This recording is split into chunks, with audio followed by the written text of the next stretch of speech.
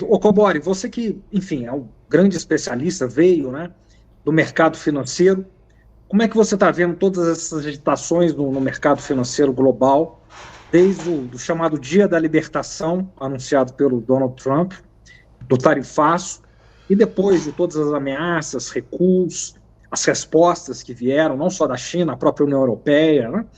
Enfim, e todos os outros países se articulando. Como é que você vê esse movimento do mercado financeiro, enfim, essas agitações? Qual que é a leitura, né? Você que é um especialista no assunto.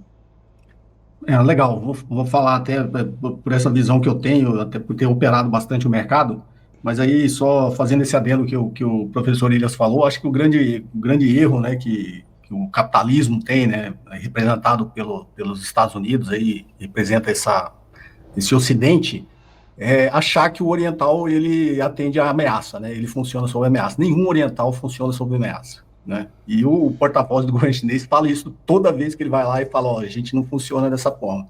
E não é retórica do porta-voz. O oriental, ele não funciona sob ameaça. Se você quer deixar de fazer alguma coisa com o oriental, conseguir algum resultado, é você ameaçar ele. Que aí realmente não funciona, e eles têm aquela característica, quando eu falo oriental, porque o japonês também é assim, né? Você quer ter a confiança, quer fazer algum tipo de acordo, fazer algum tipo de negociação, a única coisa que você não pode fazer é ameaçar. Né? E os Estados Unidos, aí personificado nessa retórica do Trump, acha que ele vai ameaçar todo mundo e vai atingir resultado.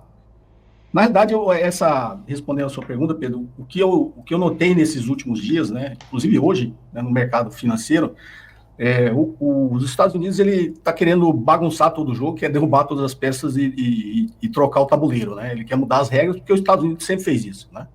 Ele cria as regras que ele acha que ele vai se dar bem nesse jogo, então ele cria as regras do jogo na hora, e aí ele vai e se dá bem. Aí a hora que ele vê que todo mundo aprendeu as regras, aprendeu a jogar aquele jogo, e ele começa a ser ameaçado, ele vai lá e muda a regra de novo. Foi assim com o Bretton Woods, foi assim com o Acordo de Plaza, e está sendo assim agora, que não é um acordo, eles estão chamando de Acordo de Mar-a-Lago, mas que foi uma confraria entre eles mesmo, né, no resort do Trump, e não vai ser um acordo porque ninguém vai aceitar uma coisa que está na cabeça deles, né. Então, quando você pergunta no mercado financeiro, para mim fica muito claro, porque quem fica buzinando na cabeça dele, além do tal do Peter Navarro ali, que criou um fantoche lá para dizer que era a fonte dele, né, que era um anagrama lá do próprio nome dele, mas é o Stephen Miran e o Scott Bessent, né? São dois caras de hedge funds. Então, o que você vê acontecendo agora no mundo, esse caos todo que está acontecendo no mundo, são os hedge funds que está fazendo. Principalmente hoje eu vi um movimento muito acentuado, né? Os títulos com os bonds americanos de 10 anos. Então, na realidade, se eu fosse resumir na minha cabeça o que parece ser a estratégia que não vai dar certo, porque é uma estratégia arrogante e estabanada na forma de implementar, que os Estados Unidos está fazendo. O Trump está achando que o Trump ele se acha entendido de economia, se acha entendido de inteligência, de defesa, mas ele, na realidade ele não tem nada, né? Ele era um apresentador do programa Aprendiz e ele acha que é presidente da República, ele está apresentando algum reality show, né? Para mim fica bem claro, né? Eu estava até falando para o Léo hoje, brincando, que a gente fica tentando achar lógica atrás, né? Todo mundo, mas qual que é o plano do Trump, o que está por trás, fica tentando achar lógica, todo mundo vê que ele é um imbecil, que ele é um imbecil, mas deve ter algum plano, né? O cara deve ser um gênio. Aí eu brinquei com ela, falou, não, muitas vezes a gente fica tentando achar lógica em alguma coisa que um imbecil está fazendo e não tem lógica nenhuma, ele é só um imbecil mesmo, né? Então, o que me parece, pelo menos até agora, que ele é só um imbecil mesmo e voltou atrás, né? O jogo, não sei o quê, quem vai piscar primeiro, ele já piscou, né? Os chineses estão lá, dá o recado, dá a resposta. Quem piscou agora e voltou atrás foi o Trump e está querendo dar um ar de estratégia no que ele está fazendo. Então, eu acho que realmente não tem estratégia nenhuma, mas basicamente o que ele verbaliza, né, é que os Estados Unidos paga por esse esquema todo do sistema financeiro mundial. Ele paga pela defesa de todo da segurança militar do mundo inteiro, ele acha que ele é a polícia do mundo, ele paga por tudo isso, e aí ele quer, embaixo desse guarda-chuva, né, de ser o sistema econômico financeiro mundial e ser o guarda-chuva da segurança de todo mundo, ele quer cobrar por isso. Isso ele já verbalizou isso na retórica dele. Só que não vai dar certo, porque ele quer acabar com o déficit comercial, mas o que abastece o mundo e mantém a hegemonia do dólar é o déficit comercial americano. Se ele zerar o déficit comercial, o mundo não vai mais usar o dólar. É simples assim, né? E aí a conta de capitais, quando ele inunda os países de dólares, volta pela conta de capitais, porque tem que comprar, porque o ativo de reserva de todos os países é título do Tesouro Americano. Então, ele tá sendo contraditório quando ele fala as coisas, por isso que não faz muito sentido. Mas o que você viu hoje, todos esses movimentos que estão fazendo hoje nessa bagunça, estou tentando se aproveitar, são os hedge funds, né? E eu acho que não deu certo aquele Scott Bessent, que foi um gestor de fundo de hedge funds, junto com o George Soros, né? Até foi ele que atacou lá, junto com o Soros, a libra esterlina, né? Aquele ataque especulativo lá que quebrou o Banco da Inglaterra. Mas uma operação que sempre foi feita no mercado, isso é normal, o que eles chamam de carry trade, né? E o basis trade. O que é o carry trade? É você tomar dinheiro emprestado numa taxa de juros mais baixa e investir numa taxa de juros mais alta. Geralmente faz isso com o Japão, né? Taxa de juros praticamente em muito tempo negativa, toma dinheiro emprestado e vai lá e investe em bonds do título americano. Então, uma operação teoricamente extremamente segura. Só que essa bagunça que eles fizeram com a tarifa, e eles acharam que ia jogar o bonds de 10 anos, a taxa de juros para baixo, isso não aconteceu, né? Ela primeiro, está muito volátil, está volátil igual o Bitcoin, né? E não faz sentido nenhum título, um bonde de 10 anos ter essa volatilidade, mas nessas operações de carry trade ele começa a fazer arbitragem no mercado financeiro mundial, né?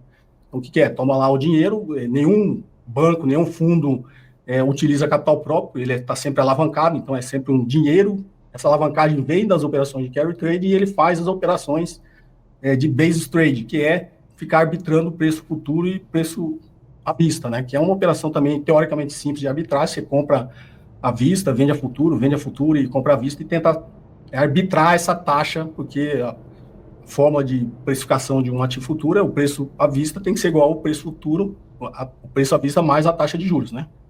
E aí eles ficam tentando arbitrar isso aí. Só que tem dado errado, né? Essa volatilidade toda que eles estão fazendo tem dado errado. Como ele está alavancado, ele é chamado na margem, ele precisa ir lá e liquidar as garantias que ele deu. E a garantia de todos os bancos centrais do mundo é título do Tesouro Americano.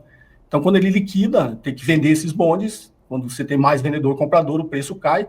O preço de um título, todo mundo sabe, é inversamente relacionado com a taxa de juros. Como quando o valor desse título começa a cair, a taxa de juros tem que subir. Então, os bondes hoje, inclusive, acho que fechou hoje, os bondes de 10 anos estavam pagando a mesma taxa de juros que os bondes de 3 meses. Então, está chegando no ponto que é a famosa inversão da curva de juros, né? Quando inverter a curva de juros é o sinal da recessão. Então, me parece que está muito próximo disso. Então, teve um grande problema de liquidez de dólar em algum momento, aí essa volatilidade pegou esses dólares que foram dos bondes que foram liquidados. Se pegar as operações hoje, teve muito mais operação no sistema financeiro mundial do que propriamente de dentro dos Estados Unidos, né? Eles tiveram uma baixa demanda do Tesouro Americano dentro dos Estados Unidos.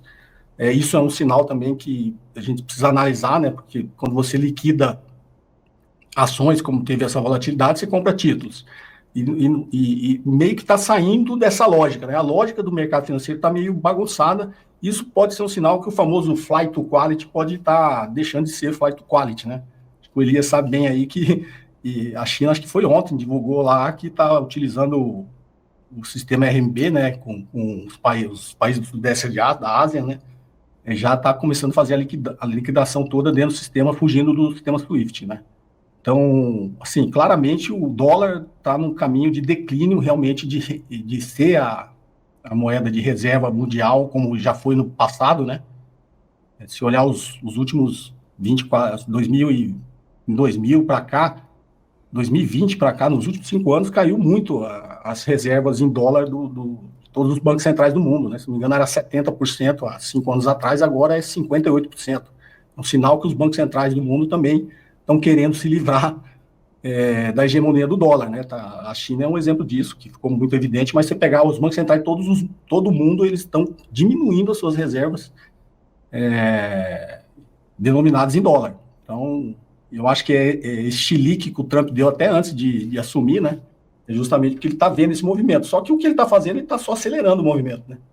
Quem vai confiar nos Estados Unidos depois de tudo que ele tem feito e que ele está fazendo, né?